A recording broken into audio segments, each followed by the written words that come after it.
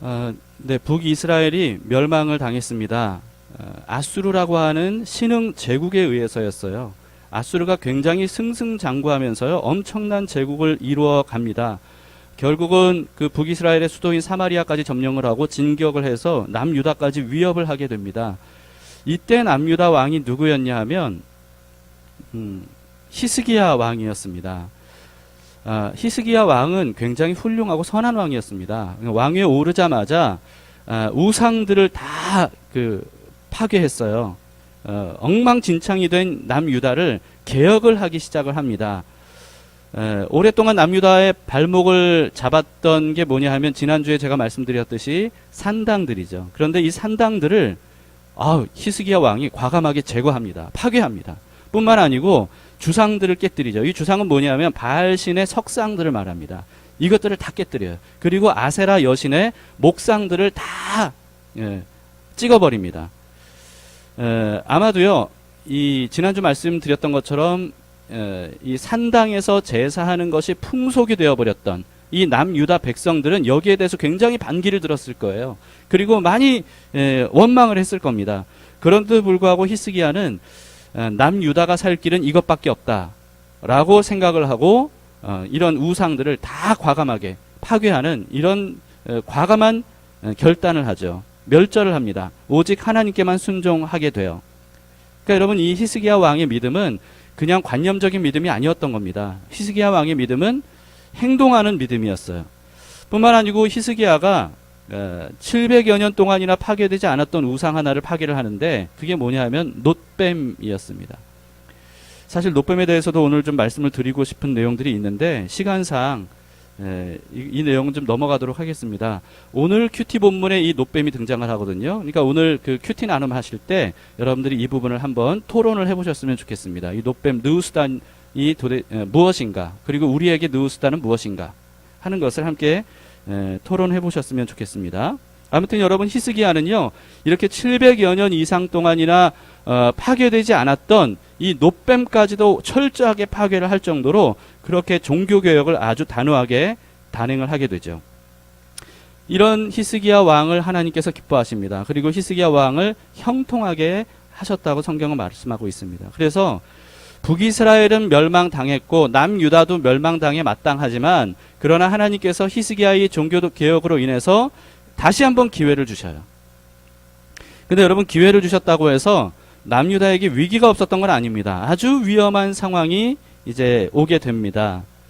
북이스라엘을 멸망시켰던 아수르 왕이 남유다 유다까지도 진격을 하게 돼요. 그래서 굉장히 많은 성읍들을 점령하고 또 진격하게 됩니다. 그래서 어디까지 오냐 하면 수도인 예루살렘까지 오게 돼요.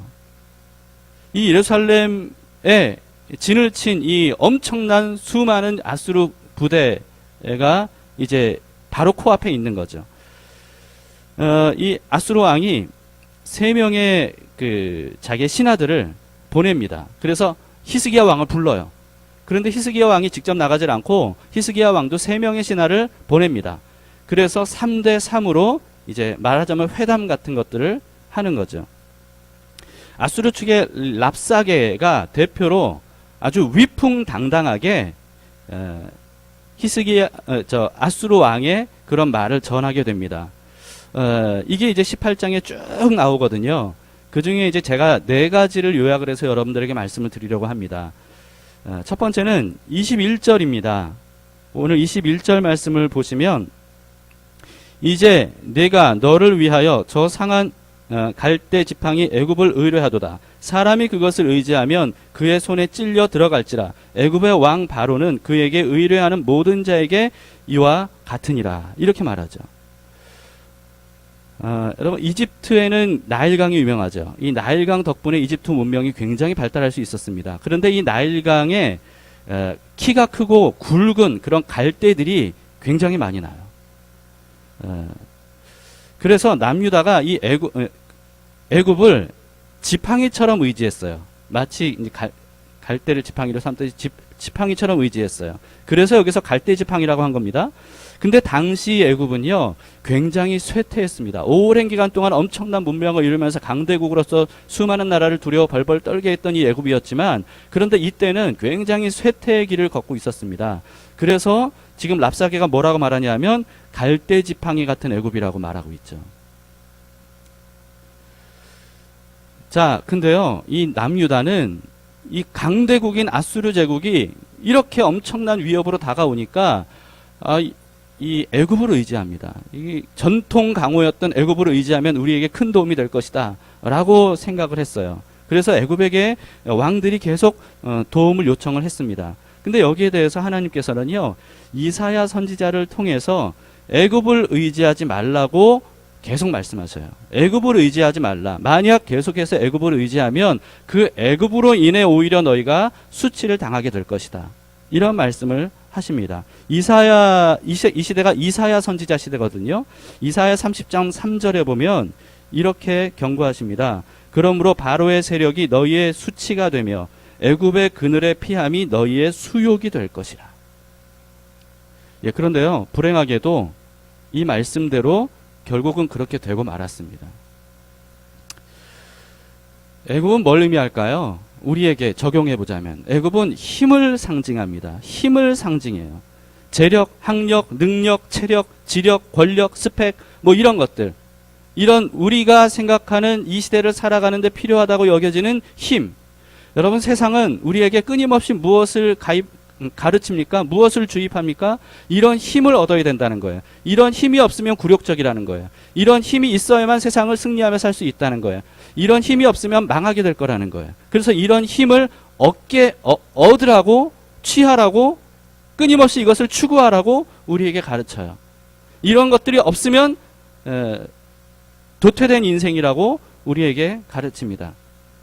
그래서 사람들은요 이런 힘을 얻기 위해서 인생을 바쳐요. 열심히 학생들이 공부하는 이유가 뭐예요? 이런 힘을 얻겠다는 거예요. 열심히 일해서 밤낮 없이 돈 버는 이유가 뭐예요? 이런 힘을 얻겠다는 거예요. 수많은 사람들이 그렇게 높은 위치, 높은 자리, 권력을 얻으려고 하는 이유가 뭐예요? 그게 힘이기 때문에 그게 내 인생을 책임져 줄 것이라고 사람들이 믿기 때문입니다. 세상이 이렇게 무한 경쟁이 된 이유가 뭡니까? 다 이런 힘을 의지하고 이런 힘을 얻고자 하는 경쟁들 때문이에요. 근데 여러분 이런 힘들은요 애굽처럼 언젠가는 쇠퇴하게 돼요. 언젠가는 소멸되게 됩니다. 왜냐하면 영원하지 않기 때문에 그렇습니다. 이런 것들은 우리를 영원히 책임져 주지 못하고요. 실제로 사실은 우리에게 정말 필요한 것들은 주지 못해요. 많은 것들을 주는 것처럼 보이지만, 많은 도움을 주는 것처럼 보이지만 정작 필요한 것들은 우리에게 주지 못한다는 거죠. 이런 힘들을 많이 가지면 가질수록 못할 일이 없을 것이라고 사람들은 생각하지만 막강한 힘을 가졌다고 해서 인생을 안전하게 해주지 못합니다. 인생을 행복하게 해주지 못합니다. 이것을 우리는 너무나도 쉽게 눈으로 볼 수 있죠. 그런데도 불구하고 여전히 우리는 속아 넘어갈 때가 많아요. 힘이 있어야 돼. 힘 없으면 안 돼. 힘을 축적해야 돼. 남들보다 더 높아져야 돼. 더 많은 힘을 가져야 돼. 그러나 여러분 이런 힘을 의지하면 오히려 이런 것들로 인해 수치를 당하게 될 거라는 거죠. 실제로 여러분 재력을 의지했다가 수치를 당하거나 패가 망신한 사람들이 얼마나 많습니까? 재력가들을 보세요. 수치당하지 않는 사람들이 어디 있어요? 권력을 의지하는 사람들을 보세요. 얼마나 많은 수치들을 당하고 있습니까? 그래서 여러분 힘은 있을 때 조심해야 됩니다. 힘이 우리에게 조금이라도 있다고 생각될 때 우리의 힘을 내려놓는 연습을 해야 돼요. 작은 힘이 있을 때부터 우리는 그 힘을 내려놓는 연습을 해야 됩니다. 그 힘을 의지하는 것을 계속 반복하다 보면 그 힘 때문에 오히려 우리는 수치를 당하게 될 거예요. 그러나 힘을 하나님이 우리에게 주셨을 때 그 힘을 자꾸만 내려놓고 그 힘을 의지하는 것이 아니라 그 힘을 주신 하나님을 의지할 때 그때 그 힘이 하나님의 힘으로 우리에게 큰 도움이 될 겁니다. 이런 지혜가 우리에게 필요해요. 또 애굽은 말하자면 백을 상징하기도 합니다. 친인척, 부모, 인맥, 직장, 유산 이런 어떤 우리의 뒷배경이 되는 것들, 나를 든든히 지켜줄 것만 같은 것들, 이런 것들이 우리의 애굽으로 여겨지는 때가 있어요. 하나님이 아니라 이런 것들을 더 많이 의지하는 거죠. 이런 것들이 우리를 책임져 줄 수 없다는 겁니다. 우리는 이렇게 하나님보다 애굽을 의지하고 있지는 않은가. 하나님께서는 말씀하셨어요. 그런 애굽을 의지하면 오히려 그 애굽 때문에 네가 수치를 당할 거다. 우리가 영원히 의지할 분은 오직 하나님 한 분뿐이십니다. 왜냐하면 하나님은 이런 것들처럼 쇠퇴하지 않으셔요. 영원 불변하신 분이세요. 하나님은 흔들리지 않는 분이세요. 하나님은 변심도 하지 않는 분이세요. 하나님은 겉과 속이 다른 분이 아니세요. 하나님은 어제와 오늘이 다른 분이 아니세요. 말과 행동이 다른 분도 아니세요. 그래서 하나님은 믿을 만한 분입니다. 뿐만 아니라 하나님은 어떤 분입니까? 천지 만물을 창조하신 전지전능하신 분이세요. 그뿐만이 아니라 그 전지전능한 힘을 누구를 위해 사용하셔요? 우리를 위해 사용하셔요. 왜? 우리를 사랑하시기 때문에. 하나님 외에 의지할 것이 어디에 있습니까? 그 하나님이 나와 함께 하시겠다고 약속해 주셨어요. 그 하나님을 의지하시기 바랍니다. 애굽을 의지하지 마세요. 근데 애굽을 의지하는 이유는 애굽은 눈에 잘 보이거든요. 쉽게 눈에 띄거든요. 근데 하나님은 눈에 보이지 않거든요. 그러니까 애굽을 의지하는 경향이 있어요. 여러분, 그러나 눈에 보이지 않는 것이 눈에 보이는 것을 지배하는 원리를 잊지 마시기 바랍니다. 눈에 보이는 것보다 눈에 보이지 않는 것이 더 강해요. 하나님은 눈에 보이는 어떤 것보다 더 강하신 분이십니다. 하나님의 인도하심, 하나님의 역사, 하나님의 말씀, 이런 것들은 눈에 보이는 어떤 것보다도 더 실제적으로 강한 능력이 되십니다. 그 하나님만 의지하시기 바랍니다. 그래서 시인은 이렇게 노래했어요. 시편 28편 7절에 이렇게 노래합니다. 여호와는 나의 힘과 나의 방패이시니 내 마음이 그를 의지하여 도움을 얻었도다. 그러므로 내 마음이 크게 기뻐하며 내 노래로 그를 찬송하리로다. 여러분, 이런 노래를 우리도 부를 수 있기를 바랍니다.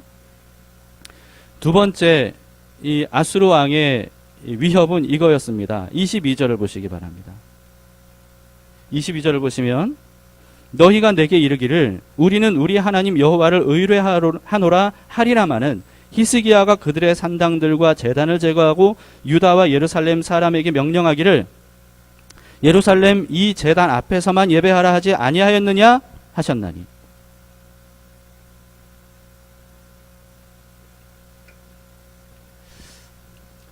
자, 이게 무슨 말이냐면요. 아수르 왕은 이방인이잖아요. 근데 이방인인 아수르 왕이 히스기야가 어떤 일을 했는지를 이미 알았던 거예요. 히스기야 왕이 어떻게 했습니까? 산당들을 제거했죠. 제단들을 다 파괴했어요. 근데 이방인인 아수르 왕 눈에 볼 때는 이게 이해가 안 되는 거예요. 왜냐하면 이방인들은 어떻습니까? 산당들을 더 많이 만들고 제단들을 더 많이 만들수록 신들이 더 좋아한다고 생각해요. 신들이 더 많은 복을 줄 거라고 생각해요. 그런데 희한하게도 히스기야 왕은 산당들을 다 제거해버렸어요. 오직 하나만 남겨놨어요. 제단 하나만, 예루살렘 제단 하나만 남겨놨어요. 그러니까 아수르 왕 생각에는 그래놓고 어떻게 신에게 도움을 구할 수 있겠느냐. 너희의 신인 여호와가 너희를 도울 것이라고 의지한다고 하는데 너희의 신이 돕겠느냐. 오히려 너희의 신이 벌 주지 않겠느냐. 그 제단들을 다 부숴놓고 신에게 도움을 구한다는 것이 이게 말이나 되느냐. 이렇게 말하는 거예요. 그러니까 이게 참 이방인이니까 이런 생각을 할 수밖에 없는 거죠. 근데 여러분, 문제는 이방인들뿐만 이렇게 생각했던 게 아니라는 게 문제예요. 당시 유대 백성들 중에서도요, 이렇게 생각하는 사람들이 많았을 겁니다. 히스기야 왕이 많은 반대에도 무릅쓰고 종교개혁을 단행했어요. 산당들, 주상들, 아세라 목상들 다 파괴했어요. 심지어는 노뱀까지도 파괴했어요. 그런데 그 이후에 어떻게 된 거예요? 좋은 일들이 있었나요? 아수르 왕이 쳐들어왔어요. 뿐만 아니고 많은 성읍들을 아수르 왕에게 이미 점령당했어요. 심지어 이제 예루살렘 코앞에 아수르의 엄청난 군대들이 진을 치고 있는 거예요. 여러분, 이러니 유다 백성들이 어떻게 했겠어요? 그동안 오랜 동안 이 산당에서 제사하는 게 유다 백성들에게는 풍속일 정도였다고 말했잖아요. 이런 풍속이 깊이 젖어들었던 이 유다 백성들 생각할 때는 어떤 생각이 들었겠습니까? 이거는 벌이다. 이렇게 생각하지 않았겠어요? 산당들을 제거했기 때문에 이렇게 벌을 당하는 거다. 그러니까 히스기야가 잘못한 것이다. 히스기야 때문에 우리가 다 망하게 됐다.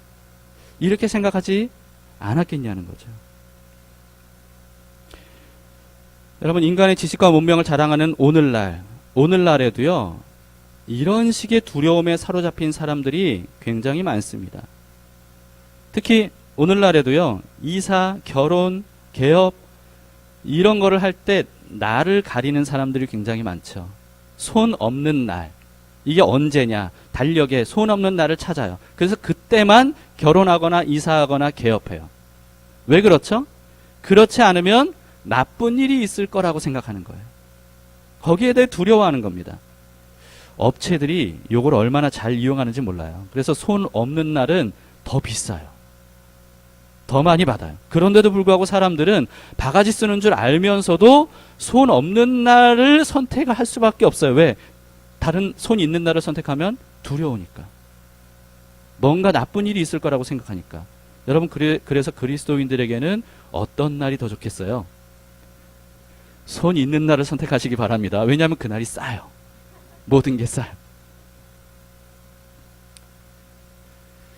사람들이 이런 두려움에 사로잡혀 있어요. 또 21세기 과학의 시대에 사람들이 이렇게 말하잖아요. 이런 과학의 시대에 하나님을 믿고 성경을 믿는다는 건 이건 어리석은 짓이다. 이거는 고대 사람들이나 또는 중세 사람들이나 맹신했던 것을 지금도 그렇게 믿는다는 건 말이 안 된다라고 사람들이 말해요. 그런데도요, 아이러니하게도 갈수록 신년, 운수, 사주팔자, 궁합 이런 걸 보는 사람들은 더 늘어나고 있습니다. 실제로 통계적으로 더 늘어나고 있어요. 회원수가 가장 많은 무당협회, 대한경신연합회, 역술인협회, 한국역술인협회가 조사를 했어요. 그런데 2017년에 무당과 역술인 숫자가 자기 협회에 속해 있는 회원 숫자만 합치면 50만 명이고요. 비회원까지 합치면 약 100만 명이 될 것이라고 이렇게 통계를 냈습니다. 이게요, 지난 10년간, 2006년부터 지난 10년간 2배가 늘어났대요. 요즘은요, 인터넷을 키면 인터넷에도 인터넷 점집이 얼마나 많은지 몰라요. 참고로 여러분, 개신교 목회자 수가 14만여 명이고요. 불교 승려가 4만 6천여 명이고, 천주교 신부가 15,900여 명입니다. 그러니까 이 개신교, 불교, 천주교의 이 모든 사람들을 다 합친 것보다 5배가 더 많아요. 무당과 역술인들이. 왜 이렇게 갈수록 무당과 역술인들이 늘어날까요? 그만큼 사람들이 의지하는 겁니다. 의지하는 사람들이 점점 더 많아지는 거예요. 근데 왜 의지하겠어요? 두렵거든요. 두려워서 의지하는 거예요. 자신의 인생이 잘못될까봐. 이걸 어떻게 하면 피할 수 있을까? 그래서 이런 무당과 역술인들의 말대로 하지 않으면 자신이 잘못될 거라고 생각하는 거예요. 그러니까 묻는 거죠. 어떻게 하면 좋을까? 묻는 거예요. 그들이 말하는 대로 해요. 말한 대로 하지 않으면 두려워해요. 이게 오늘날의 현대인들입니다. 심지어 여러분, 실명의 어떤 목사, 인터넷을 보니까 실명이 있었어요. 어떤 목사가 증언하는데 뭐라고 증언하냐 하면, 역술인이 말하길 어떤 날 어느 장소에 개척교회를 하면 잘 될지 묻는 목사들도 더러운데요. 이게 말도 안 되는 얘기 같죠? 근데 여러분, 몇 년 전에 온 나라를 떠들썩하게 했던 새 모자 사건을 혹시 아시나요? 새 모자 사건. 말도 안 되는 성범죄. 정말 듣기만 해도 어떻게 그런 일이 실제로 있을까라고 생각되는 그런 성범죄를 증언했던 새 모자 사건이 있었습니다. 그런데 이들의 증언이 충격적이게도 모두 다 거짓이었다는 것이, 그것이 알고 싶다를 통해서 밝혀지게 됐죠. 전 국민을 속였던 그런 거짓말이었습니다. 그런데 이 거짓말을 하게 한 그 배후가 무당 김씨였다 그래요. 근데 저를 더 놀라게 했던 건 뭐냐 하면요, 제가 그것이 알고 싶다를 봤거든요. 왜냐하면 그 사건이 너무 엄청난 사건인데 그것이 알고 싶다 팀에서 취재를 했다고 하니까 이게 너무 궁금한 거예요. 그래서 밤늦게 하는데도 불구하고 제가 봤어요. 봤는데 저를 더 충격에 빠뜨렸던 건 뭐냐 하면, 이 무속인 김씨의 조종을 당한 새 모자가 목사 사모였습니다. 그리고 이 목사 사모, 그러니까 이혼한 남편, 허목사라고 하는 사람, 남편이죠. 허목사라고 하는 사람도 이 무속인 김씨에게 맹종했던 사람이에요. 근데 이 허목사도 목사 아들이었답니다. 그런데도 불구하고 목사에게 이렇게 조종당했다는 거예요. 오늘날 한국 사회가요, 심지어 교회조차 얼마나 이런 남유다 산당 숭배 같은 일들이 많이 일어나는지 몰라요. 목사 사모조차 이런 상황이니까 여러분 기독교인들 중에서 얼마나 많은 사람들이 이런 미신들 때문에 미신들을 의지하겠습니까? 미신을 의지하는 이유가 뭐예요? 두렵기 때문이에요. 뭐라도 더 의지하자. 하나님도 의지하고 다른 것들도 의지해보자. 뭔가 하나라도 날 지켜주겠지. 이 두려움이 있는 거예요. 그래서 여러분 점집 고객 중에 20-30%가 기독교인이라고 그러잖아요. 한국 기독교인 수가 몇 프로예요? 지금 뭐 뚝뚝뚝 떨어져서 뭐 10%나 될까요? 그런데 그 중에 점집 찾아가는 사람들이 20-30%나 된다는 거예요. 여러분 근데 예수님께서 말씀하셨습니다. 마태복음 10장 28절에 보면 예수님이 이렇게 말씀하셨어요. 몸은 죽여도 영혼은 능히 죽이지 못하는 자들을 두려워하지 말고 오직 몸과 영혼을 능히 지옥에 멸하실 수 있는 하나님만을 두려워하라. 이렇게 말씀하셨습니다. 오직 하나님 한 분만 하라는 것은요, 하나님을 막 무서워하라, 벌벌 떨어라 이런 뜻이 아니에요. 그게 아니라 하나님을 경외하라, 하나님을 믿으라 이런 뜻입니다. 하나님 한 분만을 두려워하며 경외하면 세상의 어떤 것도 두렵지 않게 돼요. 하나님 한 분만 두려워하고 가장 그분을 경외하게 되면 다른 어떤 것도 두렵지 않습니다. 눈에 보이는 것이든 눈에 보이지 않는 것이든 어떤 것도 두려워하지 않게 돼요. 그러나 여러분 하나님 한 분을 두려워하지 않으면 세상의 모든 것들이 두려워져요. 두렵지 않은 게 없어요. 그래서 이런 모든 그 남유다의 산당 같은 것들에 두려워하지 마세요. 이런 것들을 지키지 못해서, 이런 것들을 내 안에서 제거했다고 해서, 이런 것들을 내가 의지하지 않았다고 해서 이런 나쁜 일이 있을 거야, 있는 거야. 전혀 그렇게 생각하지 마시기 바랍니다. 하나님 안에 있으면 어떤 것도 두려워할 필요가 없어요. 하나님이 우리의 든든한 바위가 되십니다. 피난처가 되십니다. 우리의 방패가 되시고 산성이 되십니다. 그리고 또 아수르 왕은 이렇게 말했습니다. 이렇게 위협했어요. 25절, 오늘 본문 말씀이죠. 25절을 보세요. 25절을 보시면서 이게 하나님의 말씀이구나, 하나님이 하신 말씀이구나 이렇게 생각하신 분들도 많이 있었을 거예요. 그런데 아수르 왕의 말이었습니다. 사내립이 대언한 거죠. 25절을 보세요. 내가 어찌 여호와의 뜻이 아니고야 이제 이곳을 멸하러 올라왔겠느냐. 여호와께서 전에 내게 이르시기를 이 땅으로 올라와서 쳐서 멸하라 하셨느니라 하는지라. 자, 지금 아수르 왕은 뭘 말하고 있는 겁니까? 남유다를 멸하러 자기들이 왔다는 거예요. 근데 이걸 멸하는 것은 자기가 믿는 신의 뜻이라고 말한 게 아니에요.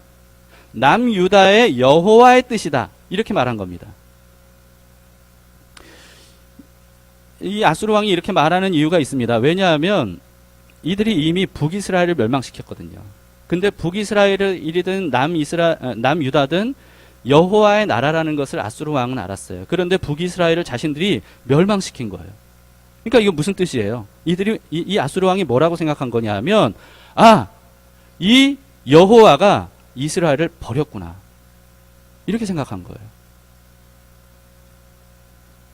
그러니까 여호와가 이스라엘을 버린 증거라는 거죠. 이 북이스라엘을 점령한 것은. 그렇기 때문에 남유다 역시 여호와가 버렸다. 이렇게 생각한 거예요. 그래서 이런 말을 하는 겁니다. 너희를 멸하는 것이 여호와의 뜻이다. 이렇게 말하는 거예요. 오늘날에도 사탄의 이런 거짓말을 사람들이 많이 믿습니다. 많이 거기에 넘어가요. 그래서 사람들의 마음을 무너져요. 이런 유혹 때문에, 이런 거짓말 때문에. 힘들고 어려운 일이 있을 때 사탄이 뭐라고 속삭입니까? 네가 왜 그런 어려움 당하는지 알아? 하나님이 널 버렸기 때문이야. 왜 하나님이 널 버렸는지 알아? 그건 너도 알잖아. 네가 무슨 잘못을 저질렀는지. 그때 그 일, 그때 네가 잘못했던 거, 그때 네가 했던 일, 불순종. 하나님이 하지 말라고 했던 거 네가 했잖아. 또 하나님이 하라고 하신 거 네가 불순종했잖아. 안 했잖아. 그러니까 하나님이 너에게 벌 주시는 거야. 네가 왜 이렇게 힘들고 어려운지 알아? 하나님이 널 벌 주시는 것이기 때문에 네가 지금 아무리 하나님께 구해도 하나님은 널 도와주지 않아. 이런 속삭임, 여러분, 이런 말에 속아서는 안 됩니다. 이런 속삭임이 우리 마음 내면에서 들릴 때 너무나도 힘들고 고통스럽고 어려워서 하나님의 도움을 구하고 싶지만, 그러나 내가 잘못한 것들 때문에 하나님께 감히 나아가지 못하고 도움을 요청하지 못하고, 그래 하나님은 날 버렸어 라고 하는 이와 같은 생각을 가지게 될 때 믿음으로 당당하게 외치시기 바랍니다. 그래, 너 말대로 나는 죄를 졌어. 잘못한 것도 많아. 하나님께 난 순종하지 않았던 것들이 너무나도 많아. 하지만 이 모든 것들이 예수님의 피로 인해 완전히 깨끗하게 씻어지게 될 줄 난 믿어.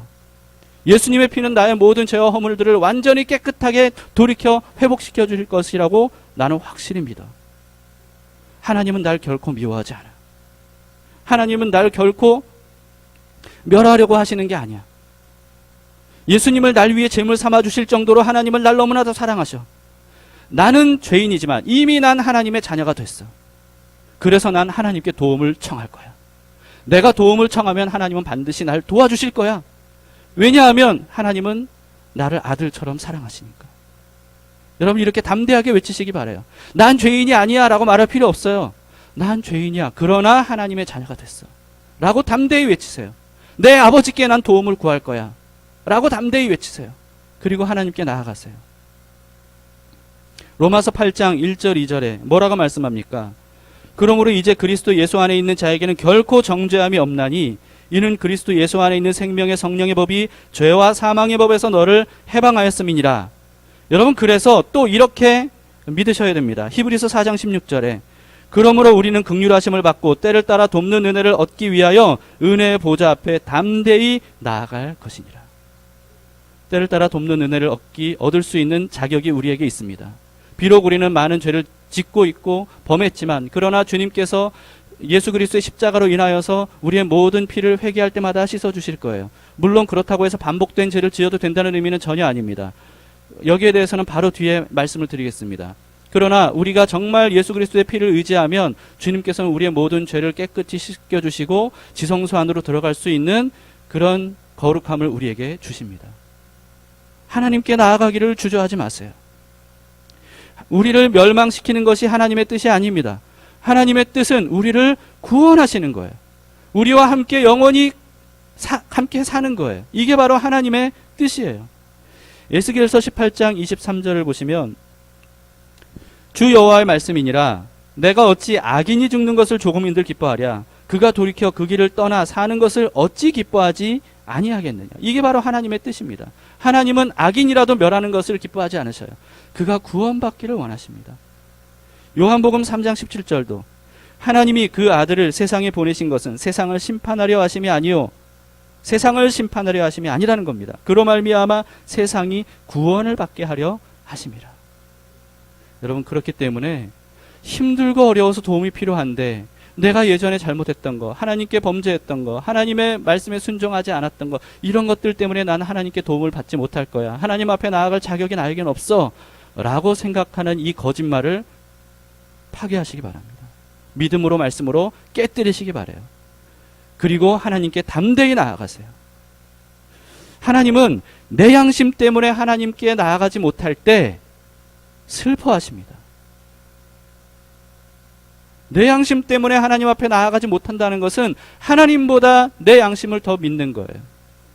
하나님 예수 그리스도의 십자가보다 내 양심을 더 우선으로 세우는 겁니다.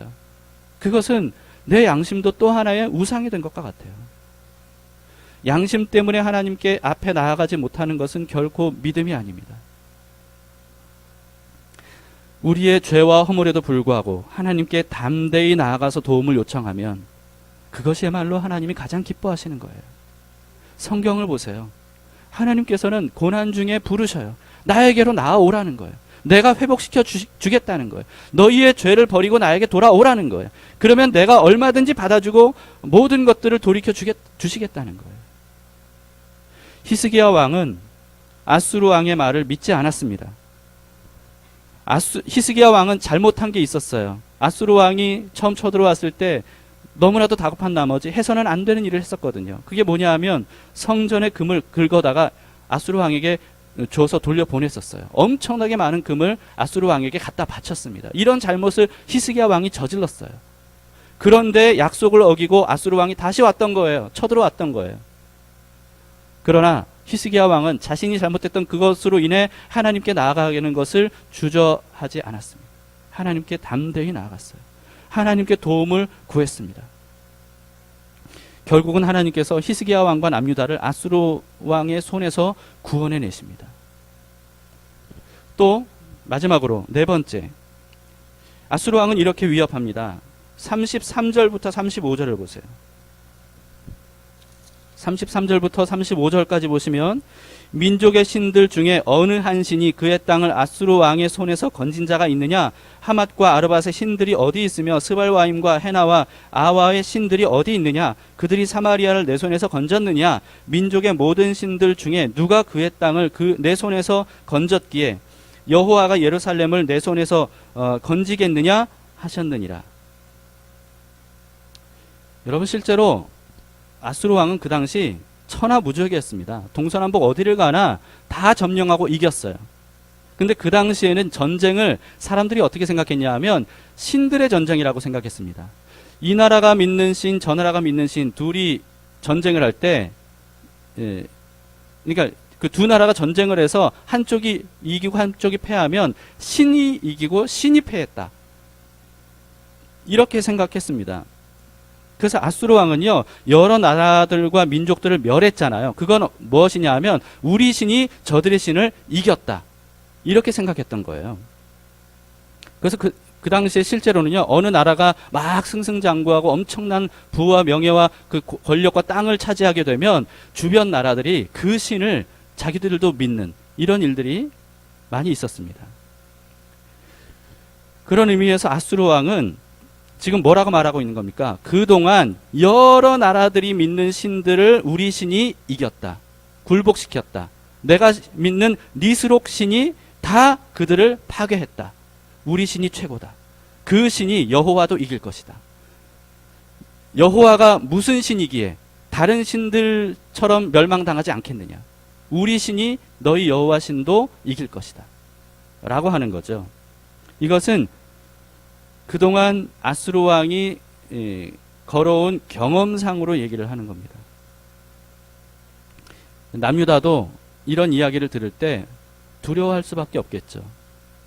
정말 아수르 왕이 패한 적이 없거든요. 엄청난 제국을 이루어가면서 전 세계를 집어삼킬 것처럼 그렇게 오고 있거든요. 여러분, 사탄의 계략도 이와 같아요. 여기에 대해서 드릴 말씀도 많이 있지만 한 가지를 말씀드리자면 우리의 경험을 토대로 우리를 속이는 사탄의 계략이 바로 이와 같습니다. 뭐냐 하면 이전에도 그랬으니까 앞으로도 그럴 거야. 이전에도 실패했으니까 앞으로도 실패할 거야. 이런 식인 거예요. 사람들은 이런 속임수에 굉장히 많이 속습니다. 예를 들면 여러 가지 예를 들 수 있지만 한 가지 예를 들자면 습관적으로 범하는 죄에 대해서 사람들이 속아 넘어가는 경우가 많이 있습니다. 그러니까 지레 자포자기하는 거예요. 그리고 자기를 합리화하는 거죠. 그러니까 그동안 그 죄를 짓고 또 짓는데 이 죄를 안 지으려고 많이 노력해요. 안 지으려고 노력해요. 이제는 내가 이길 거야 라고 많이 노력해요. 자기 최면을 걸기도 해요. 막 의지를 불태우기도 해요. 그런데도 불구하고 또 그 죄를 짓는 거예요. 다시 결심해요. 또 죄를 지어요. 똑같은 죄를 자꾸 반복해서 짓는 거예요. 그러면 불현들 어떤 생각이 듭니까? 아무리 노력해도 안 되는 거 보니까 이 세상 사는 동안에 어쩔 수 없나 보다. 이 죄를 벗어날 길이 없나 보다. 맞아, 난 본질상 죄인이니까 어쩔 수 없지. 당연한 거지. 하나님도 봐주실 거예요. 왜냐하면 우리가 죄인인 걸 아시니까. 그리고 나만 이런 죄를 짓나? 다른 사람들도 이런 죄 많이 짓고 다니는데 태연하게 사는 거 보니까 나도 그렇게까지 괴로워할 필요는 없을 거야.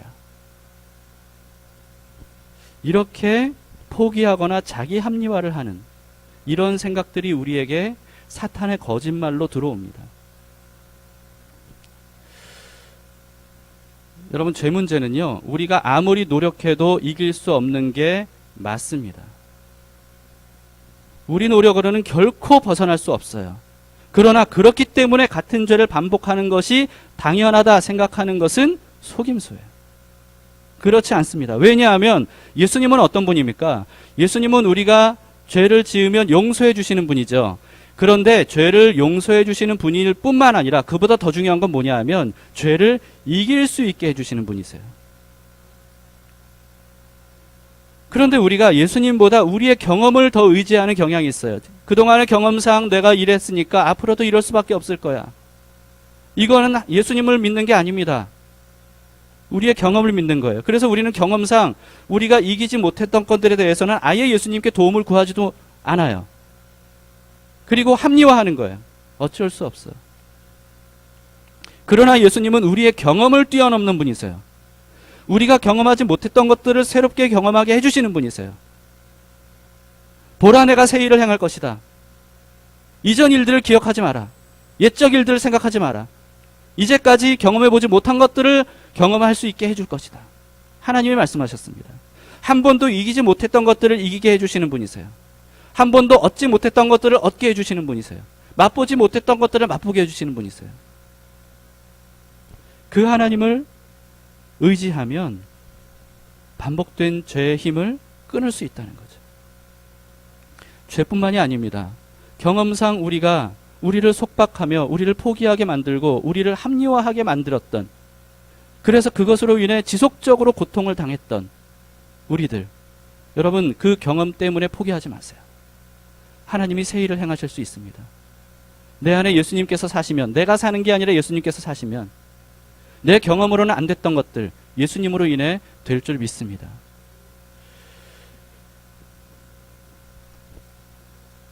여러분, 이렇게 아수르 왕의 온갖 협박과 거짓말로 히스기야 왕의 항복을 받아내려고 했어요. 그러나 히스기야 왕은 그 말에 속지 않았습니다. 이 엄청난, 정말 속기 쉬운 이런 말들에 속지 않았어요. 열왕기하 19장 15절에서 19절을 보시면 히스기야 왕의 기도가 나옵니다. 그 말씀을 함께 보겠습니다. 그 앞에서 히스기야가 기도하여 이르되, 그룹들 위에 계신 이스라엘의 하나님 여호와여, 주는 천하만국의 홀로 하나님이시라. 주께서 천지를 만드셨나이다. 여호와여, 귀를 기울여 들으소서. 여호와여, 눈을 떠서 보시옵소서. 사내립이 살아계신 하나님을 비방하러 보낸 말을 들으시옵소서. 여호와여, 아수르 여러 왕이 과연 여러 민족과 그들의 땅을 황폐하게 하고 또 그들의 신들을 불에 던졌사오니 이는 그들이 신이 아니요 사람의 손으로 만든 것 곧 나무와 돌뿐이므로 멸하였나이다. 우리 하나님 여호와여, 원하건대 이제 우리를 그의 손에서 구원하옵소서. 그리하시면 천하만국이 주 여호와가 홀로 하나님이신 줄을 알리이다 하니라. 여러분, 이것이 히스기야 왕의 담대한 믿음의 기도였습니다. 비록 자신은 성전에서 손대서는 안 되는 것들을 아수르 왕에게 바쳤지만, 그러나 다시 한번 하나님께 나와서 오직 하늘과 땅의 모든 것들을 심판하실 분은 하나님밖에 없습니다. 하나님을 이렇게 비방하는 이들에게 하나님의 영광을 나타내 보여주십시오. 기도하는 거죠. 여러분, 이 기도, 믿음의 기도를 하나님께서 이사야 선지자를 통해서 응답하십니다. 그래서 어떤 일이 있었는지 아세요? 이렇게 승승장구하며 한 번도 패하지 않았던 아수르 군대가 처음으로 전멸을 당해요. 이 성경을 통해 여러분들이 직접 보시기 바랍니다. 큐티하면서.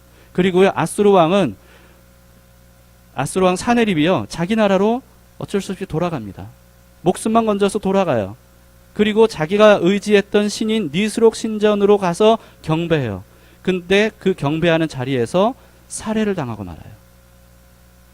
고대 기록에 의하면, 성경의 기록도 안 돼 있지만 고대 기록에 의하면 사네립을 살해했던 두 사람이 그의 아들들이었다고 고대 기록에 돼 있습니다. 얼마나 비참한 죽음을 맞이했습니까? 이 일이 어떻게 일어난 거죠? 하나님이 히스기야 왕의 기도를 응답하셨던 거예요. 말씀을 마치겠습니다. 여러분, 아담의 때로부터 시작된 사탄의 거짓말이 지금도 계속되고 있어요. 그 사탄의 거짓말의 핵심은 뭡니까? 하나님을 믿지 못하게 하는 거예요. 하나님과의 관계를 깨는 거예요. 하나님에 대해 그래서 왜곡시키는 거예요. 하나님이 아닌 다른 것들을 섞는 거예요. 하나님과 멀어지게 하는 거짓말들이에요. 이 거짓말들을 속지 마시기 바랍니다. 여러분, 이런 거짓말에 속지 않기 위해서는 우리가 해야 될 게 뭘까요? 우리가 할 것은 하나밖에 없어요. 하나님과 친밀해지는 거예요. 하나님과 친밀해지는 거예요. 어떤 사람이 우리 둘의 관계를 이간질을 할 때, 거짓말로 이간질할 때 그걸 분별하려면 어떤 사람이 분별할 수 있습니까? 이 사람과 굉장히 친밀한 사람은 아무리 누가 거짓말을 해도 분별할 수 있어요. 그게 거짓말인지 아닌지. 왜? 내가 이 사람을 누구보다 더 잘 아는데. 하나님과 우리와의 관계를 이간질하려는 사탄의 거짓말에 속지 않는 방법이 바로 그겁니다. 하나님과 친밀해지는 거예요. 하나님을 더 깊이 알아가는 거예요. 하나님과 함께 마음을 나누는 거예요. 생각과 뜻을 나누는 거예요. 그러면 사탄이 아무리 거짓말을 해도 그 거짓말에 속지 않을 수 있습니다. 하나님은 지금도 살아계십니다. 변함없이 우리를 사랑하십니다. 우리를 주님은 구원하실 겁니다. 언제나 구원하시는 분이십니다. 날마다 구원하실 그분 앞에 나아가세요. 그분이 만물을 창조하신 분이십니다. 모든 것에 주권을 가지신 분이세요. 영원히 모든 만물과 모든 인류에게 경배를 받으실 그런 하나님이십니다. 그 하나님 외에 무엇을 두려워하겠습니까? 누구를 두려워하겠습니까? 오늘도 그 하나님만 바라보시고 우리의 눈에 보이는 것들로 판단하지 말고 눈에 보이지 않는 믿음의 세계를 보시기를 축복합니다.